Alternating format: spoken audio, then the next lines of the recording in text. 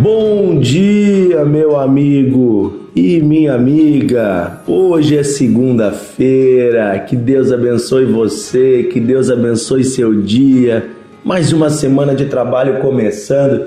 Deixa eu te falar uma palavra aqui, ó. Segundou. Muita gente comemora sexta-feira dizendo sextou. Terminou a semana de trabalho, agora vem final de semana. Gente, eu vou fazer, eu acho que até uma camiseta escrita assim, ó, segundou. Nós que conhecemos a Deus e que conhecemos o privilégio que é a vida, o privilégio que é acordar todos os dias, respirar, a honra e a alegria que é poder trabalhar, ser útil, fazer o bem, nós temos que nos alegrar com a segunda-feira. Nós temos que nos alegrar com a alegria de começar mais uma jornada de coisas maravilhosas que é o trabalho, a família, o cuidado. Deus nos chamou para isso. Todos os dias são um presente de Deus. Não dá para jogar fora, né? Segunda, terça, quarta e quinta e dizer que só vou ser feliz de sexta em diante. Que é isso, gente? Isso não vem de Deus. Isso não vem de Deus. Tem gente que vive de segunda a quinta como se fosse escravo. Agora eu vou viver a partir de sexta-feira. Que é isso, gente?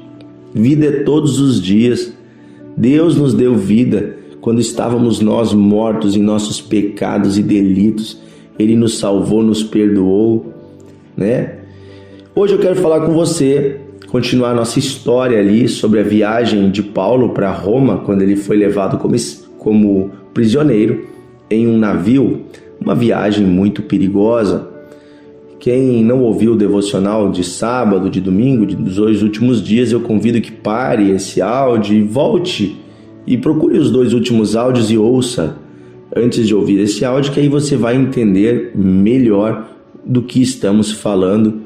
Estamos em Atos, capítulo 27, o apóstolo Paulo está num navio e esse navio saiu no inverno, em viagem. O apóstolo disse para não irem, mas foram. E o resultado é que pegaram uma terrível tempestade, pegaram um tufão de vento e estão sendo levados há semanas pelo vento sem conseguir controlar o navio. Decidiram jogar fora toda a carga, tudo que carregavam, seus pertences, e agora estão navegando sem controle algum pelo mar, deixando o vento levá-los, um vento mais forte do que eles podiam controlar. E aí então nós vemos em Atos 27, 21 em diante, o esforço do apóstolo Paulo em fortalecer estes homens que estavam com ele dentro do barco. E o que Deus fez através do apóstolo Paulo. Diz assim: fazia muito tempo que eles não comiam nada. Então Paulo ficou de pé no meio deles e disse: homens, vocês deviam ter dado atenção ao que eu disse e ter ficado em Creta, e assim não teríamos tido toda esta perda e este prejuízo. Mas agora peço que tenham coragem. Ninguém vai morrer. Vamos perder somente o navio. Digo isso porque na noite passada um anjo de Deus a quem pertenço e sirvo apareceu a mim e disse: Paulo, não tenha medo. Você precisa ir até a presença do imperador. E Deus, na sua bondade, já lhe deu a vida de todos os que estão viajando com você. Por isso, homens, tenham coragem. Eu confio em Deus e estou certo de que Ele vai fazer o que me disse. Porém, vamos ser arrastados para alguma ilha. Eu acho interessante aqui alguns aspectos nesta fala de Paulo diante das pessoas. Primeiro, Paulo não esconde o erro que eles tiveram.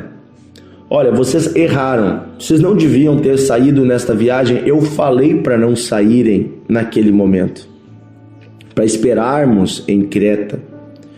Então, a palavra de Deus, ela não esconde a verdade. A palavra de Deus, inclusive, ela aponta os nossos pecados.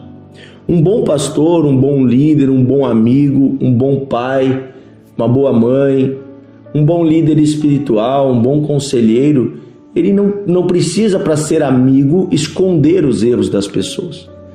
Pode dizer: olha, você não devia ter feito isso, isso estava errado e por causa disso estamos colhendo uma consequência errada. Essa análise é importante para que a pessoa aprenda uma lição para não fazer novamente. Se você apenas corrigir seu filho ou ajudá-lo quando ele está em apuros e não mostrar aonde esteve o erro, você não está ensinando a criança e ela vai futuramente errar de novo na mesma coisa. Então Paulo queria primeiramente mostrar para eles, olha, vocês erraram e por causa disso estão colhendo este problema. Eu, como pastor, muitas vezes já aconselhei pessoas em situações difíceis, mas eu precisei dizer a elas, primeiramente, vocês estão nesta situação porque vocês fizeram isso, isso e isso, e vocês estão colhendo os frutos de decisões erradas, fora da vontade de Deus. Isto é uma realidade, eu preciso dizer para que vocês entendam e aprendam. Mas isso não é dito com raiva ou apenas julgando, condenando. Porque vem a segunda parte. Ele diz, vocês deviam ter feito isso, mas não fizeram. Mas agora, peço que vocês tenham coragem, ele diz. Porque ninguém vai se perder. Apenas vamos perder os bens, o navio. Veja o que Paulo está dizendo. É mais ou menos o que o Evangelho sempre nos diz. O homem erra, o homem peca, mas há uma boa notícia. A boa notícia é que Deus é redentor, que Deus é salvador. Através de Jesus, Deus nos salva do nosso pecado. Deus vem em socorro a nós e quer salvar as nossas vidas, as nossas almas, para que não haja um prejuízo eterno. Então, sempre há uma boa notícia. Talvez haja algumas perdas no caminho, mas você vai vencer isso, porque Deus está contigo. Deus está contigo, Ele vai te ajudar agora a reparar este erro. E aí vem a revelação. Paulo, primeiramente, ele revela, ele diz, olha, o Deus a quem eu sirvo mandou para mim um anjo. Ele disse, mais que sirvo, ele disse, o Deus a quem pertenço. Paulo revela que ele não pertence a si mesmo, ele pertence a Deus. Há um Deus específico, o Criador do céu e da terra. Os romanos que estavam com ele aqui eram pessoas que tinham vários deuses. Daí Paulo diz, o Deus a quem eu pertenço. Não é o mesmo Deus de vocês, mas é o Deus que tem todo o poder.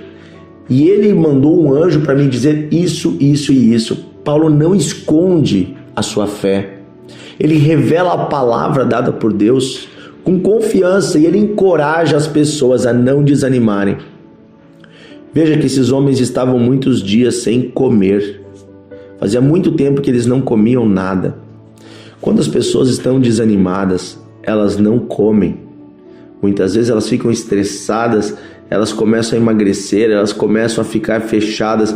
E aqui eles estavam fazendo uma espécie de greve de fome até que parasse a tempestade. Muitos achavam que dessa forma os seus deuses iriam lhe ouvir. Mas não, Paulo está dizendo, gente, vocês precisam comer para vocês ficarem fortes, porque a tempestade vai passar, mas vocês vão permanecer. Então que eu e você possamos aprender essa lição.